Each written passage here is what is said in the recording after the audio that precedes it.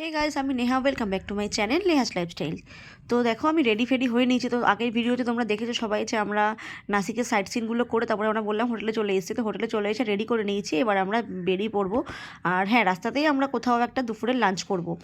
আর এ কদিন আমরা মানে মহারাষ্ট্রতে আসার পর থেকে আমরা একদিন ভেজই খেয়েছি, যেহেতু আমাদের ত্রম্বকেশ্বর মন্দিরে পুজো দেওয়া ছিল নাসিকে। তারপরে আমরা শিরিডি এগুলো সব গেছিলাম, ওখানে সব ভেজই পাওয়া যায়, মহারাষ্ট্র বেশিরভাগই ভেজ।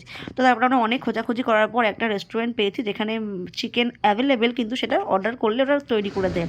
এদিকে পেটে তো অলরেডি ছুঁচো রন মারতে শুরু করে দিয়েছে আমাদের খাবার টাবার দিতে। মানে বললামই তোমাদেরকে যে চিকেন আমরা অর্ডার দেওয়ার পর ওরা রেডি করে আমাদেরকে দেবে, ওই জন্য আমরা বসেছিলাম। তারপর দেখি যে আমাদেরকে একটা পাঁপড় দিয়ে গেল। তো আপাতত সেই পাঁপড়টাই খেতে শুরু করছিলাম। তারপরে চলে এলো আমাদের চিকেন, ঝাল ঝাল লাল লাল, একদম ঝোলটা বেশ সুন্দর, বেশ ভালোই করেছিল। তার সঙ্গে ছিল রুটি, আর আমার তো অবশ্যই ভাত।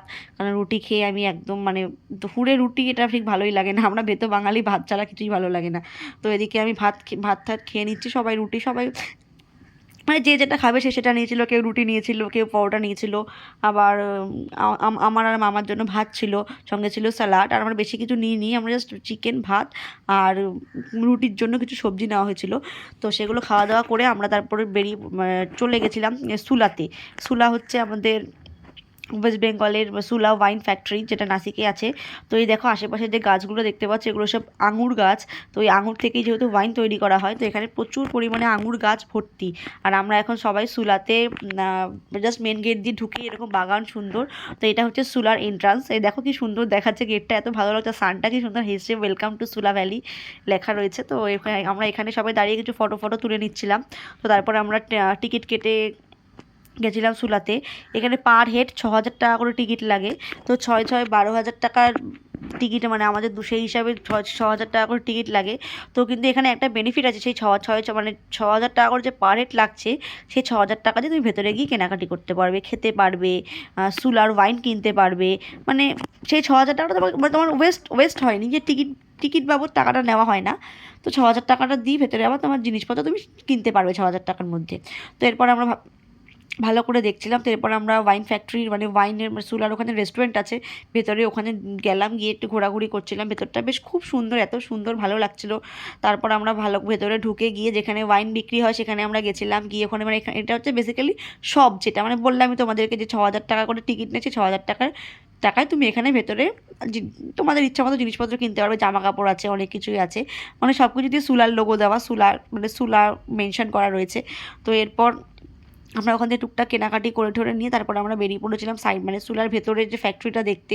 তো এত সুন্দর, এত ভালো লাগছিল দেখতে। আর বিভিন্ন জায়গায় মাঝে মাঝে এরকম মানে সুলা লেখা রয়েছে, বেশ আমরা বেশ সুন্দর ভালো এখানে ফটো তুলেছিলাম। তো ঘোরাঘুরি করেছিলাম সবাই মিলে, খুব ভালো, মানে ভীষণ ভালো লেগেছিল।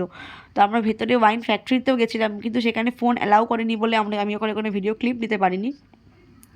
তো এরপর আমরা এদিক মানে চারপাশটা ভালো মতো করে বেশ ঘুরে নিয়েছি। আর ভীষণ সুন্দর, ভীষণ সুন্দর, মানে না গেলে বোঝানো যাবে না কত সুন্দর। আর এখানে দেখো ওয়াইনের বোতল দিয়ে সুলা লিখে বেশ সুন্দর করে এখানে মানে ড্যামির মতো করে রাখা রয়েছে। তো আমরা ভালো ঘুরে টুরে যখন সন্ধ্যা নেমে গেছে তারপরে আমরা বেরিয়ে পড়েছি, মানে এবার আমরা হোটেলের দিকে ফিরবো। আর হ্যাঁ, হোটেলে যাওয়ার আগে আমরা যাব হচ্ছে গিয়ে তোমার গঙ্গার ধারে। তো গঙ্গার ধারের জায়গাটা একটু দেখবো, তো যাবো বলে বেরিয়ে পড়েছি। তো সুলাকে টাটা বাই বাই করে আমরা এখন বেরিয়ে পড়েছি রাস্তা দিয়ে, মানে গাড়ি আমাদের স্টার্ট হয়ে গেছে, আমরা চলে গেছি, এখন আমরা চলে যাচ্ছি। এবার এত সুন্দর বিকেলটা এখানে কাটলাম। আমার এখানে বিকেলবেলা আসলেই তুমি ওয়েদারটা বেশ সুন্দর পাবে, আর আদারওয়াইজ সকালবেলা আসলে এখানে প্রচণ্ড রোদ থাকে। তো ওই জন্য বিকেলবেলা আসার অপশানটাই বেস্ট, মানে দুপুরবেলা লাঞ্চটা করে আমরা যে টাইমে এসেছিলাম ওই টাইমটা সূর্যের রোদটাও অতটা থাকে না, তো বেশ সুন্দর করে ঘুরে ঘুরে দেখা যায়। তো এরপর আমরা চলে গেছিলাম গঙ্গার পাড়ে। তো গঙ্গার পাড়ে গিয়ে আমরা প্রায় সন্ধে হয়েই এসেছিলো। তো যেটুকু টাইম আমরা ওখানে স্পেন্ড করতে পেরেছি ওটুকু টাইম আমরা এখানে ছিলাম। তো খুব সুন্দর লাগছিলো গঙ্গার পাড়টা, বেশ ভালো লাগছিলো, চারিদিকে বেশ সুন্দর মনোরমের যে যার যার মতো বসেছিল। খুব সুন্দর লাগছে গঙ্গার পাড়টা। তো এরপর আমরা ওখান থেকে মানে সন্ধে হয়ে যাওয়ার পরই আমরা ওখান থেকে বেরিয়ে পড়েছি। তো এটা এইভাবেই দিনটা কাটলো। তো আমার ভিডিও যদি ভালো লেগে থাকে অবশ্যই লাইক কমেন্ট সাবস্ক্রাইব করে দেবেন। Thank you for watching, tata.